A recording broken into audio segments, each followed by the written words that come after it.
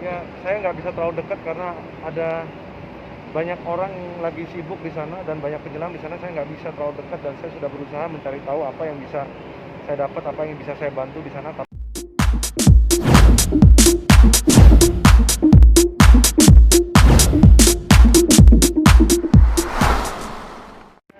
oke. Ya mungkin ke depan aja sosok mengetahui nggak sih sosok Kapten Alwan sendiri? Saya nggak kenal. Ini seperti apa nih? Tapi kan di dalam lingkungan kan kita dengar orangnya baik dan dia taat beribadah dan semua pilot harus beribadah seperti itu lah. Seperti apa melihatnya kemarin sendiri kan sudah langsung ke sana kan?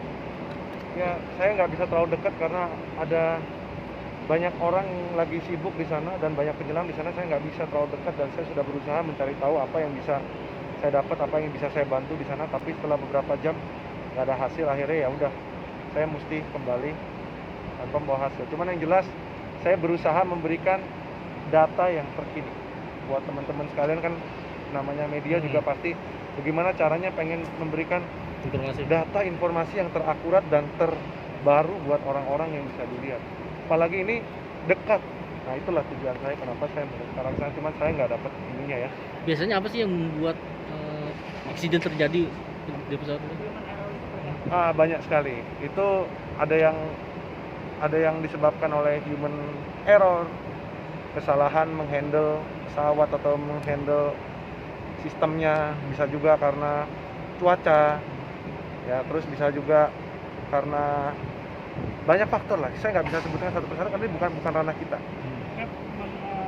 Faktor usia pesawat yang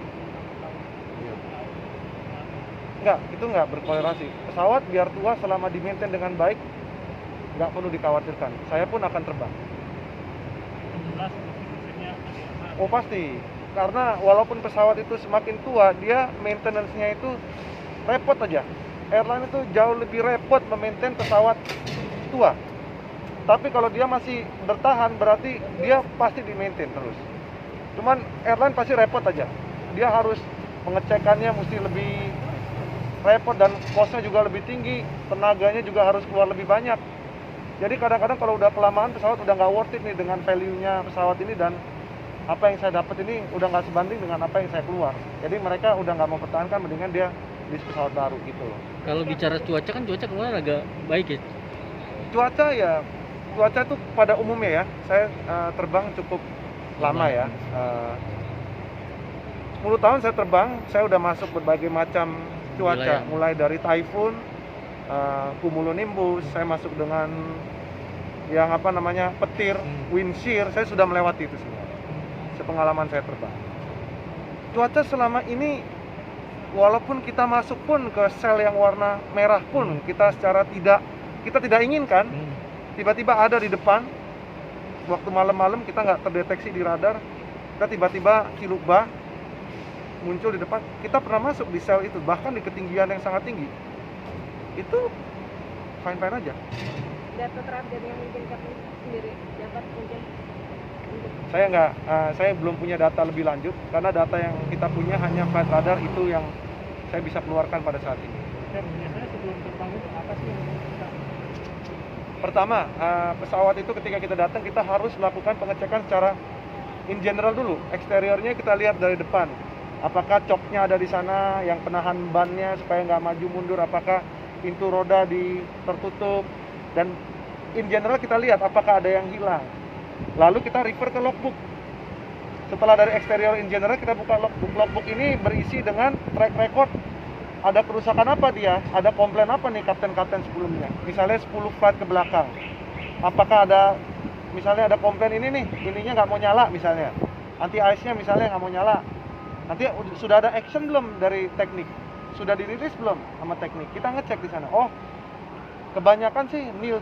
Memang kebanyakan nggak ada komplain, rata-rata pesawat Indonesia sekarang. Setelah kita cek dari logbook, baru kita melakukan pengecekan lagi.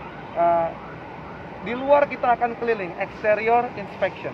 Kita akan keliling satu persatu, kita lihat secara detail bagaimana ini eksterior pesawat, bagaimana kondisi kanvas remnya, apakah cukup parking brake-nya, terus apakah kondisi tire-nya cukup untuk kita terbang. Lalu bagaimana, apakah untuk misalnya pitot cuknya kita, apakah dia tertutup atau gimana, kita harus cek secara luar.